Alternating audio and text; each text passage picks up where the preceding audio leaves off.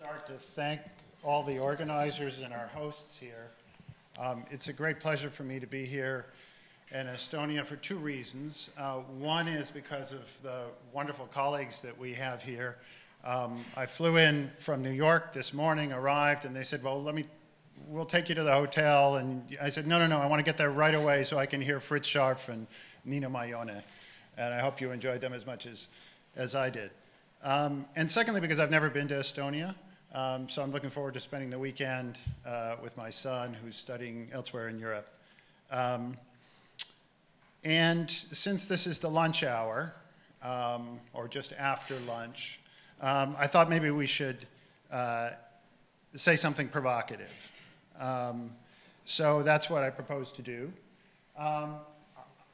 There's been much doom and gloom at this conference, as there is in every conference that one goes to on Europe in recent years, about all the crises that beset Europe. And I think in general, those crises tend to be exaggerated in their severity, with the possible exception of one, the Euro crisis. But that's a topic for another time.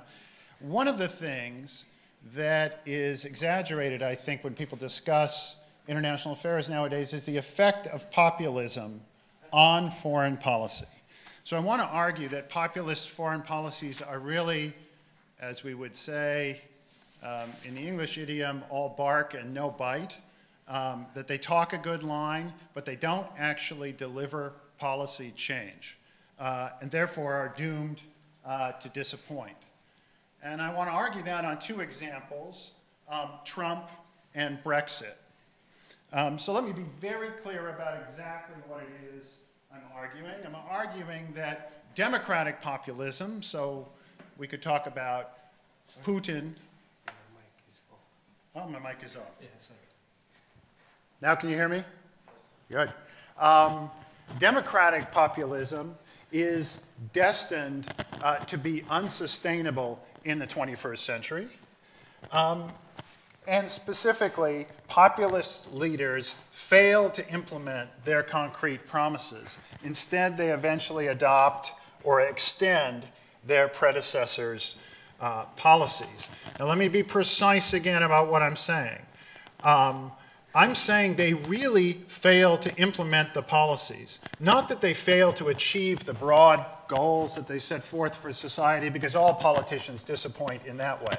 But they literally cannot enact the very specific policies or they choose not to enact the very specific policies that they promise.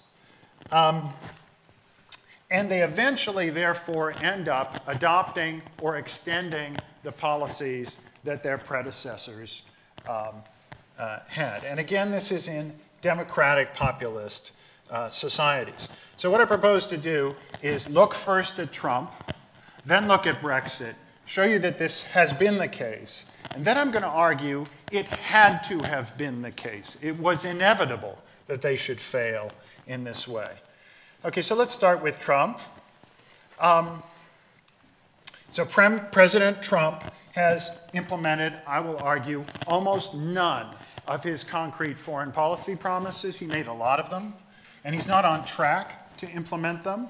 And the consequence is that American foreign policy today, if you go issue by issue, looks a lot more like the Obama-Clinton policy than it does like what Trump promised in the election, or in fact, even sometimes within his own government, wanted to achieve.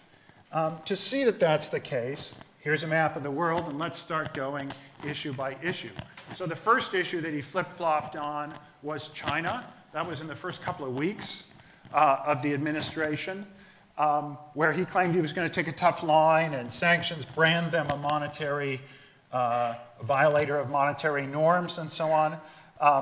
But then flip-flopped almost immediately when he realized that China wasn't really a monetary violator anymore or an exchange rate manipulator, and he needed their help anyway to deal with the Korea crisis.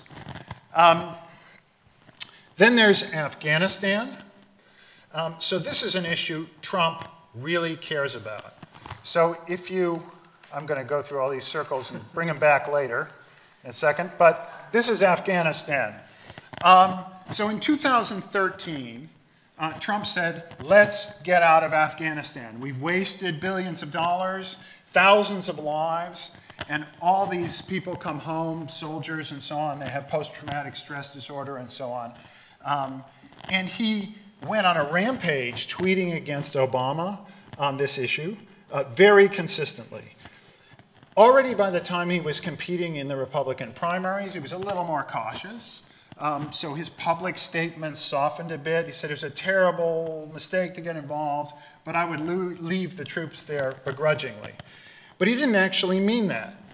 In fact, once he got into office, he tried for 7 months, almost a one-man effort inside the White House to get the United States to find a way to pull out of Afghanistan because he really thought it was a mistake.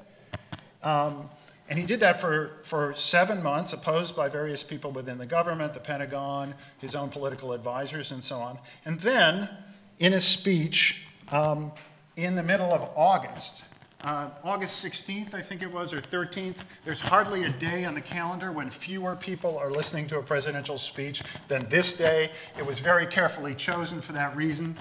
And he gave a speech saying, well, we're going to actually increase our number of troops in Afghanistan from 8,000 to 12,500.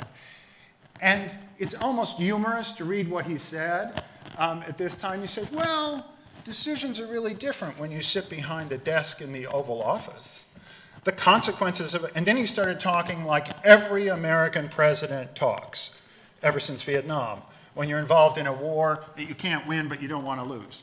The consequences of a rapid exit are both predictable and unacceptable. The US must seek, you can hear the echoes of Richard Nixon in Vietnam here, seek an honorable and enduring outcome worthy of the tremendous sacrifices that have been made.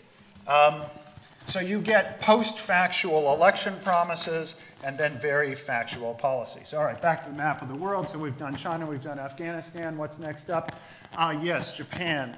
So we had, across the board, also with regard to NATO, which we'll get to in a moment, promises on Trump's part that the United States would fundamentally rewrite the arrangement that the United States has with major allies, that it was okay if countries like like Japan or Germany got nuclear weapons, but the United States was being exploited by these countries and so on. That policy changed about a month in to the administration, and you notice that Trump's recent discussion of Japanese defense and the US-Japanese alliance are almost exactly what presidents have said for the last 30 years. Then we have NATO, same deal. I was at the Munich Security Conference, I think that was the 3rd week in February last year, when Vice President Pence and the Secretary of Defense came and said, in the name of the President of the United States, we are reaffirming our commitment to NATO, we are sound allies, and so on, and kept on saying that even as Madame Merkel was subtly insulting the American view of the world at the time. So now our NATO policy is pretty much the same, and it's wrong to argue that any recent increases in European defense spending are a function of Trump's pressure. What's next? Yes, Korea. So Trump was, I'm going to trip over this pretty soon. So Trump thought that there were other options in Korea. Still occasionally talks as if there are other options in Korea, military options. So again, I'm going to zip through this slide. Don't worry, there'll be another one. North Korea will be met with fire and fury like the world has never seen. And his national security advisor was authorized to say in the name of the president, there is a military option. Accepting North Korean nuclear weapons and their ability to hit the United States is unacceptable. Trump will not accept this. But as the North Koreans have taken steps forward to achieve that capability and arguably have that capability now, what did Trump do? He backed down. So there's the possibility at some point the United States will suddenly strike at Korea, but the fact is the United States doesn't have a lot of military options, and Trump saying that they do doesn't create them. All right, so we've done 4, 5, 6, yes, Trans-Pacific Partnership. So here, Trump did do something sort of. He pulled out of the Trans-Pacific Partnership. But notice that there was nothing distinctively Trumpian about that position. It was Clinton's position, and it was the general opinion at the time that the Trans-Pacific Partnership in that form could not get through Congress. You might be able to argue that over the longer term, Clinton might have found a way to reform it down the line and push it through Congress, but at least in the short term, there's really no difference between what Trump did and what Clinton would have done had she been elected. Russia and Ukraine. Now, the President of the United States has a relatively ambivalent policy toward Russia, as we all know. But the interesting thing about it is that he, again, inside the White House, pushed for a policy of being much more accommodating toward Russia, about watering down the sanctions, didn't say anything about Ukraine, and piece by piece, that's been subtly reversed. The United States is now gung-ho about the sanctions. In fact, in certain respects, Trump has said we should be making more of a deal of what's going on in Ukraine, or went on in Ukraine. And so the policy is now reverted to the kind of ambivalent policy. And don't forget that the conventional wisdom in Washington was, in fact, that if Clinton had been elected, there would have been some effort to reach an accommodation with Russia anyway.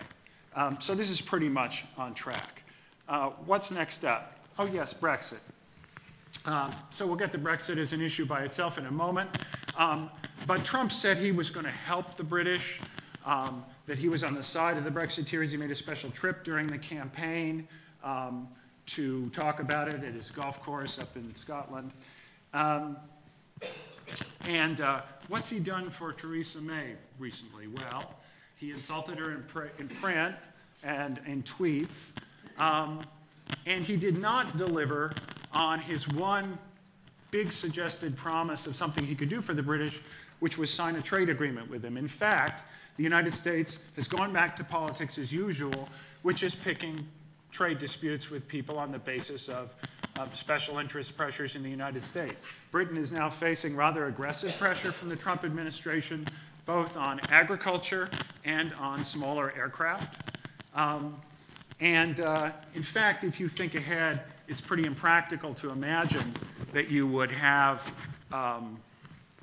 a US-British trade agreement. It's almost impossible to get trade agreements through the US Congress. And what Britain would face would be an avalanche of special interest pressures from the United States, starting with agriculture, if that were to happen. And Trump can't do anything about that. What's next? Oh, yes, NAFTA. So Trump argued that the United States should threaten and make good on pulling out of NAFTA if there weren't any changes. Now, this is an area where at least there's a process underway. I think we're in the, I forget what it is, 6th round of negotiations between Canada, US, and Mexico on NAFTA. But so far, concretely, all that's happened is disputes about the kind of goods that the United States and Canada are always disputing about, namely softwood lumber, steel, things like that. And increasingly, the news reports out of the White House are that Trump is being increasingly persuaded by his assistants that there's a lot of essential trade between the US and Canada, say in the automobile sector, and you can't do anything about it. Then we have Mexico. So very famously, Trump said the United States was going to build a wall and Mexico was going to pay for it. And the way we were going to do that is we were going to threaten, the United States was going to threaten Mexico to get it to pay for this. So one of the very first things that happened when Trump got into office is the Mexican president told him to go to hell. Why? Because he would have been kicked out of office if he paid for a wall between the US and Mexico. And now the debate in the United States is entirely about how much wall there is going to be and how much the American taxpayers are going to pay for it. Then we have, Syria and Iraq. So here, Trump was sort of bimodal. He said, on the one hand, we really shouldn't be there, but that once we're there, we should blow them away and do more. And you can argue that Trump did a little bit more. So again, I'm going to jump forward. If you look at the number of air sorties flown, so this is sorties against ISIS, the number of sorties, that is waves of planes, sorties with weapons released, as opposed to just flying out there and not finding the target, and then the total weapons.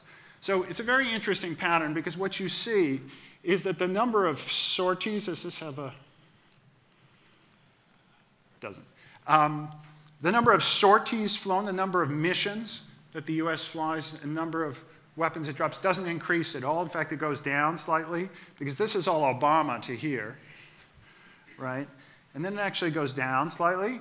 The only thing that goes up is the number, the tonnage of weapons that are released, which looks like a policy that is slightly more aggressive, although as you can see, the trend line is even more steeply up in the Obama years, but largely symbolic. That is, you're flying the same number of sorties against the same number of targets, just releasing a few more bombs so you can claim to be doing something. All right, back to the map.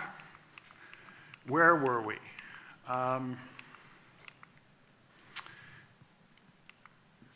Yes, so then we have human rights issues. So Trump claimed famously that the United States should tear up any kind of restrictions on torture and interrogation techniques, and was almost immediately reversed by the military. So that's a kind of global thing. Then we have, what's this one? Yeah. Oh, Iran, right. So Trump decertified Iran, saying that it's not in compliance with the nuclear treaty. Now, the interesting thing about decertification is it's one of the things the presidents can do that has no immediate effects whatsoever. So decertifying Iran simply says this is the view of the President of the United States. To actually do something to change the status of that agreement, he would have to get a vote in Congress. Now he's trying to pressure Europeans to slightly tighten up the regime. But again, compared to the promise, which you recall in the election was, the first thing I will do when I go into office is tear up the Iran agreement, it doesn't amount to much. What's next? Let's see. Oh, yes. Then there's climate change. So that's another great symbolic issue. You pull out of the Paris Accord, which the United States had carefully negotiated in such a way that it didn't actually oblige the United States to do anything. So you're pulling out of a political process, but you're not actually changing policy in any immediate way. In any case, most of the meaningful climate change policy in the United States is pursued by states and cities. And we got one more here. Oh, Israel, right. So, so there again, you get a symbolic policy. You move the US embassy from Tel Aviv to Jerusalem. Of course, the US embassy had de facto always been in Jerusalem, is much bigger than what was in Tel Aviv.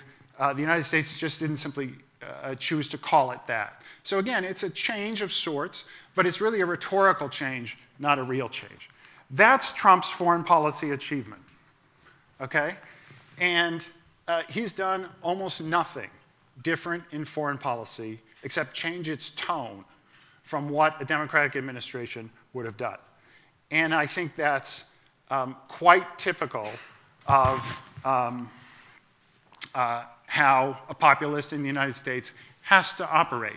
Now, let me just make a few qualifications so you don't think I'm saying populists make no difference in the world or something like that. Number one, he can do symbolic things. So you notice there were a few things like moving the embassy or climate change that are symbolically important, just don't constitute real policy change. And as I'll argue in a moment, that's the optimal policy for a populist. You want a policy that doesn't really have any effect, but looks like it does. That's perfect for them. Also, he can do things that involve the organization of foreign policy that are supported by a Republican Congress and have always been supported by a Republican Congress. An example is reallocating from civilian to military spending, so taking resources away from the State Department or AID, giving them to the Defense Department. The president can do that. In fact, every Republican administration has done it. He's done it a little bit more than most. But he can make domestic resource choices of that kind if supported by the congressional party. And then there's some gray area policies that you might think of as foreign policy but don't really involve immediately another government. like the treatment of migrants in the United States or tax reform, which might have large effects on the rest of the world. And he has some impact on that, although, of course, there's a very strong argument that Trump hasn't achieved much in domestic politics either. Crisis management. So the President of the United States has a lot of powers in a crisis. And we haven't had a crisis yet, really, except the Korea one, which wouldn't support the idea that he's going to do something crazy. But it's conceivable in a rapid crisis that Trump might be in a position to do something that would be really quite strikingly different than what somebody else would do. If you look at the example of the Cuban Missile Crisis, it certainly mattered that Kennedy was President of the United States. And finally, non-decisions. There are things Trump could be doing that he's not doing. Exercising American leadership around the world is the way people talk about this in Washington. And so all these things are things where Trump might have a kind of peripheral effect on American foreign policy, but basically his effect is pretty marginal. All right, now you go to Brexit, and what you find out is it's the same story, right? That the Brexiteers promise a good game and deliver nothing, okay? And this is known in the people who read the economist literature as the California effect, okay? Here's the argument. Whatever the future legal status of the UK, almost all the substantive policies associated with Brexit are unlikely ever to be implemented. And this is the Hotel California effect. You can check out anytime you like, but you can never leave. So the British can change their formal status. They can change the way we talk about British membership in the EU, but they cannot change the policies. And to a surprising extent, they're no longer even trying to change those policies. So let's look at the status of the Brexit negotiations here. Okay, so 90% of the policy the UK doesn't really want to change. It's actually now the UK that's defending customs unions' rights against the EU. They don't want to change information sharing about terrorism and internal affairs. They don't want to change the mutual recognition of services. They don't want to change the defense relationship. You can go down the list, and there's actually relatively few things that the UK is truly committed to change. What's more, even if it is truly committed to changing them, it can't. The UK is just too small.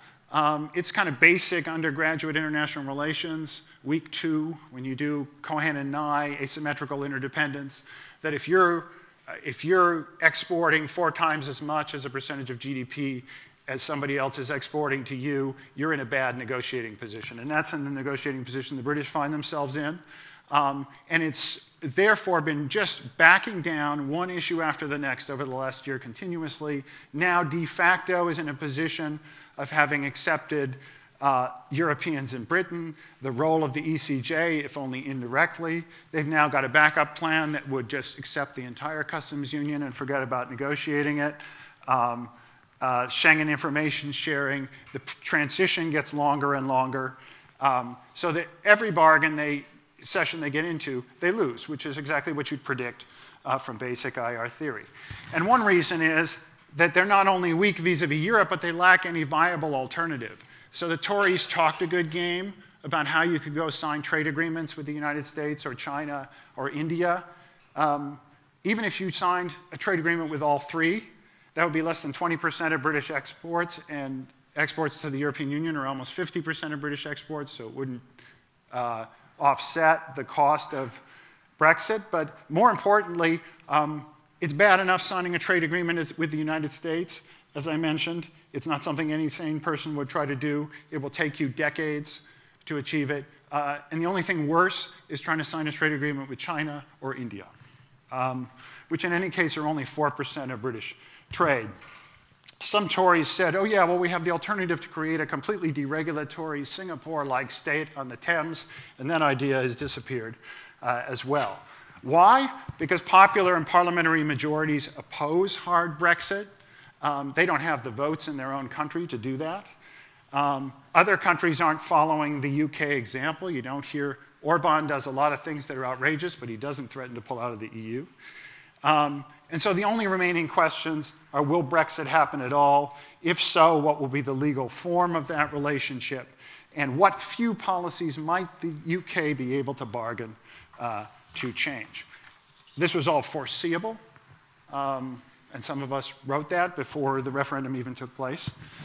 So we see that both Brexit and the Trump presidency, almost across the board, to a striking extent, failed to achieve anything that they said they were going to in foreign policy. So there's only two questions remaining. One, why? And secondly, why does everybody think that they're so much more powerful than they really are? Okay, so to understand why populists must disappoint, not just happen to disappoint, and then why we perceive them as successful. Okay, to understand why populists must fail, you have to think about what populism is. Okay, populism is not a substantive set of goals. It's not a political movement that makes policy for the people. It's not opposition to establishment politicians. It's not favoring some kind of specific policies, because every political movement does that in one form or another. It's a style of political discourse and appeal, style of rhetoric. And it's based on three principles. One is that the truth is simple, that the public should circumvent expert or elite advice. Chris talked earlier about the famous Gove quote in Britain that the public, how does it go? People in this country are tired of experts. Well, Michael Gove is now, I think, Minister for Rural Affairs or something like that. He's been demoted to almost invisibility on the spectrum. But British Brexit policy is being driven by experts. So as we'll see, there's a problem with this view. Secondly, identity. That those simple ideas come from a particular place, according to populists, and that is communal beliefs and values, not concrete calculations of interest. And that's why you get these appeals to national, racial, or class identity. And finally, they're anti-pluralist. They believe that unilateral solutions, the solutions of one political party or one nation, are superior to compromises, difficult compromises with political opponents or foreigners. Okay? So what's the problem? Why must foreign policies fail? They fail because they have to be implemented. And when they have to be implemented, you're no longer in a world where it's plausible to say policies are simple, policies can be implemented without compromise, and so on. The opposite becomes painfully true, and particularly in foreign policy. First of all, policy implementation is incredibly complicated. You can't do it without experts, which is why the Trump White House has been hamstrung by trying to do it without really trusting any of the establishment experts, because it's extremely difficult. And it turns out that all those details and ambiguities and trade-offs and what lawyers tell you about what will happen really matter. Secondly, policy's concrete. It's not symbolic. It rests on the management of tangible interests, often of elites. And when you actually talk about changing a concrete policy, they all come out of the woodwork and try to influence that policy, if not directly, then through Congress in the United States. And third, policy implementation is cooperative. You never get 100% of what you want. You're always making deals with other people. And these three things are particularly true in foreign policy. So in foreign policy, these compromises with complexity and concreteness and compromise, these things are magnified. Why? Because in foreign policy, issues are particularly unfamiliar, counterintuitive, complicated. Only experts understand a lot of these issues. Secondly, they're very concrete. Very few foreign policy issues, when it gets to the implementation, actually interest anybody in the electorate. So beyond avoiding a costly, visible failure, like losing a war, which is why Trump didn't want to pull out of Afghanistan, powerful and diverse economic, bureaucratic, and political elites dominate the actual making of policy. And you can't do without them. Finally, you've got to compromise. And this is perhaps the biggest difference in international affairs. An international policy is almost by definition a policy where you reached an agreement with another country. and that other country has to agree. And the only way to leverage your power, the only ways to leverage your power to get them to agree, take the case of Mexico agreeing to pay for the wall, is to coerce them. And coercion is expensive. You don't get it just by winning an election. You actually have to pay high costs. And the result is people are incapable of doing that and don't achieve it. So that's why populists fail. You can think about Brexit. Complicated, incredibly complicated for those of you who studied the issue. Very concrete with all these special interests, accountants in the City of London and so on, having their say.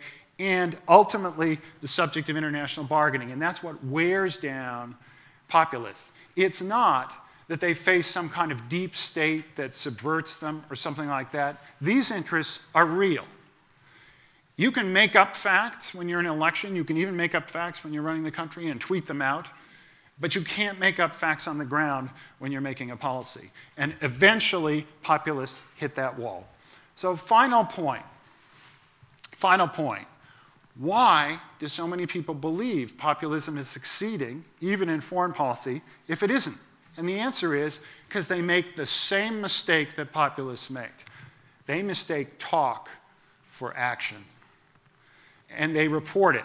So let's just look at who these people are who do this. And now I'm going to be criticizing us, in part. Okay? So who are these rhetorical fellow travelers who talk and create a public atmosphere where we perceive populism to be achieving gains in foreign policy that it's not? All right. The interesting thing is, it's not just populist politicians who hype their policies. That's obvious, right? Trump tweets out that he's got the greatest policy America's ever got, right? It's the opposition. The Democrats in the United States have a tremendous incentive to make it seem as if Trump really poses a threat, because that's how they're going to get people to come out and vote in the 2018 elections. So you get no politicians. Politicians may say Trump's good, they may say he's bad, but nobody says he's unimportant. Second, journalists, commentators, and policy analysts. Now we're getting closer to home here, right? They report what politicians say, much more rarely what they do, which is complicated and obscure and long-term, and almost never what they don't do. So you don't get really any sense of what the real policy is. This is particularly striking among journalists who really highlight worst-case speculation. There were recently, we were talking about this at lunch, postmortems about American media coverage in the last year. And people said, yeah, it was totally different than my experience ever was before as a media person. We just waited till 4 o'clock when Trump tweeted stuff out and we reported it. It was so easy, right? Well, if that's the way it works, if Trump tweets out, that becomes the news, and that's what people hear, then they're never hearing whether or not the policy actually works. Another example I gave was the endless reportage about Marine Le Pen in France, a person who never had a statistical chance greater than 0 of becoming president of France. And yet everybody has this feeling she posed a threat to French governance. And finally, now we're really getting close to home, scholars. Scholars kind of draft along behind the issues of the day, behaving in many respects a lot like journalists. They chase ambulances and purvey the conventional wisdom about these issues, pretty much saying across the board that this poses some kind of a fundamental threat. My own view is that they're forgetting their primary duty, which is to craft research based on empirically tested, medium-range, sober, longer-term expectations. And I think if people did that more, then at least discussions in rooms like this, and maybe even in the public realm, would be more sensible and more accurate in judging the threat that populism poses to foreign policy. Thank you.